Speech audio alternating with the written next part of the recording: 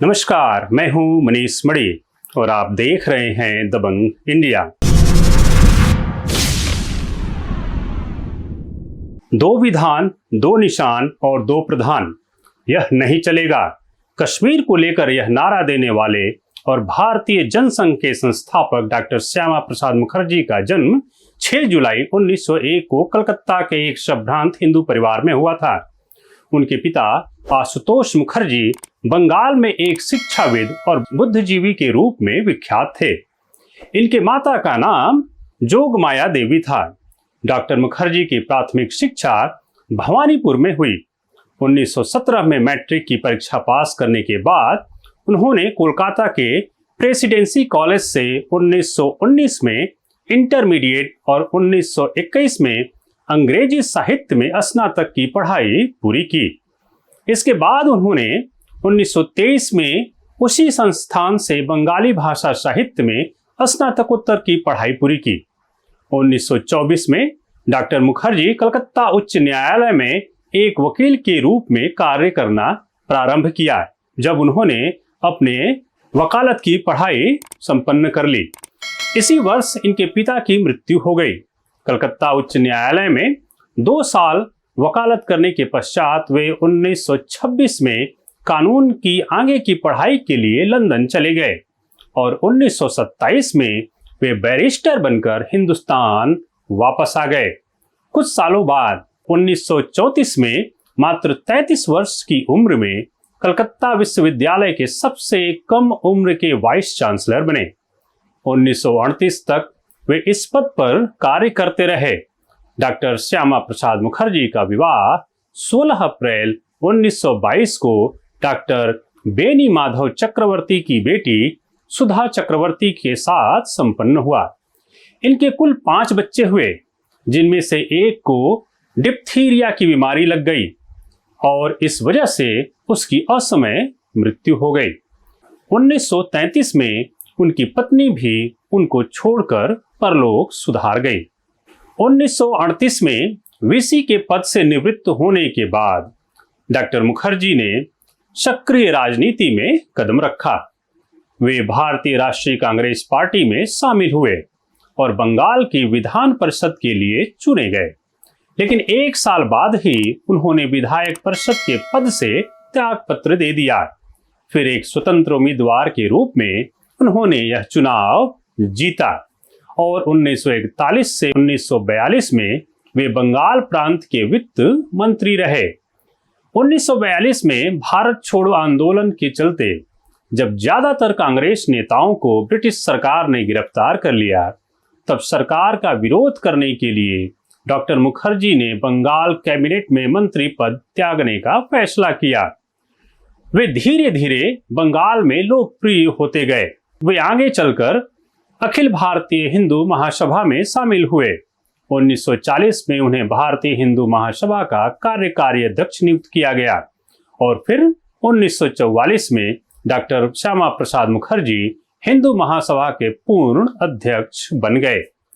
अंग्रेजों से देश को आजाद कराने के प्रयास लगातार चल रहे थे। अंग्रेज हिंदुस्तान से अब चले जाना चाहते थे, लेकिन देश के बंटवारे के मुद्दे ने हिंदुस्तान में काफी उथल पुथल का माहौल पैदा कर दिया था। तब 1946 में बंगाल के विभाजन के पक्ष में बात करते हुए डॉक्टर मुखर्जी ने कहा कि मुस्लिम पूर्वी पाकिस्तान के अलग राज्य में रह सकते हैं। हिंदू महासभा का अध्यक्ष होने के कारण उनके इस सोच की बहुत आलोचना की जाने लगी।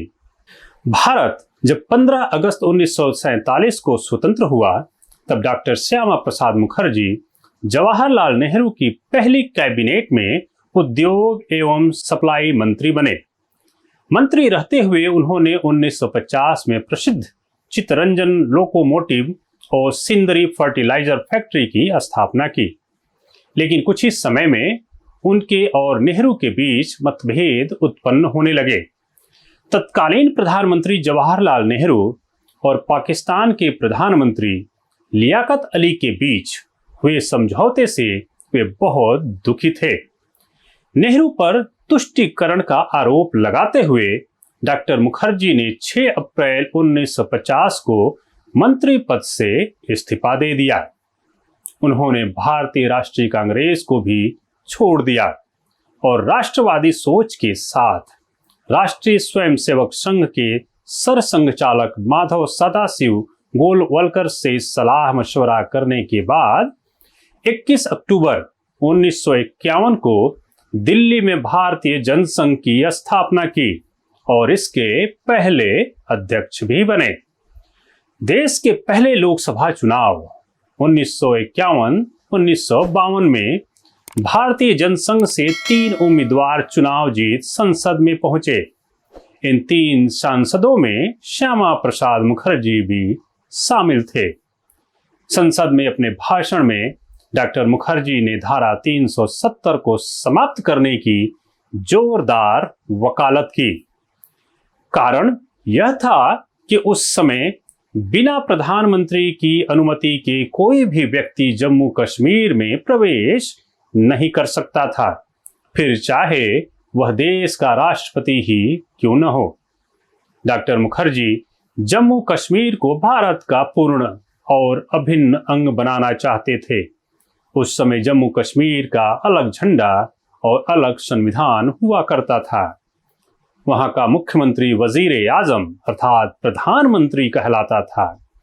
वह कश्मीर को किसी भी तरह का विशेषाधिकार देने के सख्त खिलाफ थे। वो इस बात पर दृढ़ थे कि एक देश में 2 निशान, 2 विधान और 2 प्रधान नहीं चलेंगे।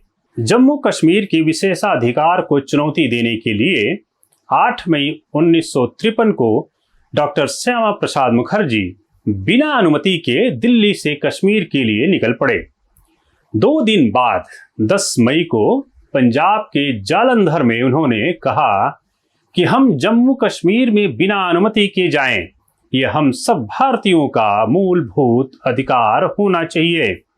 उन्होंने साफ किया कि कश्मीर सरकार को भारत के किसी भी नागरिक को राज्य में घुसने से रोकने का अधिकार नहीं है, जो पहले से ही स्वतंत्र भारत का अंग है। अगले ही दिन 11 मई 1953 की शाम में डॉक्टर मुखर्जी को जम्मू कश्मीर की सीमा के भीतर लखनपुर में गिरफ्तार कर श्रीनगर से दूर निशात बाग के करीब एक घर में बंदी बनाकर रखा गया। नाते रिश्तेदार, दोस्त यार और बाहरी दुनिया से उनका संबंध कुछ न रहा। उनकी चिट्ठियों को दबा दिया गया या फेंक दिया गया। अचानक 22 जून की सुबह उनकी तबीयत खराब होने लगी, जब उनको नजरबंद किया गया था, पर उन्हें अस्पताल में भर्ती कराना पड़ा। 23 जून की सुबह रहस्यमय परिस्थितियों में उनका निधन हो गया। उनकी असमय मृत्यु की जांच की मांग की गई, लेकिन जवाहरलाल नेहरू की कांग्रेस सरकार ने इस मांग को सिरे से नकार दिया। आज की वीडियो में बस इतना ही। हमारे वीडियो को लाइक करें, शेयर करें और हमारे चैनल को अभी तक सब्सक्राइब नहीं किया तो सब्सक्राइब जरूर करें। धन्यवाद।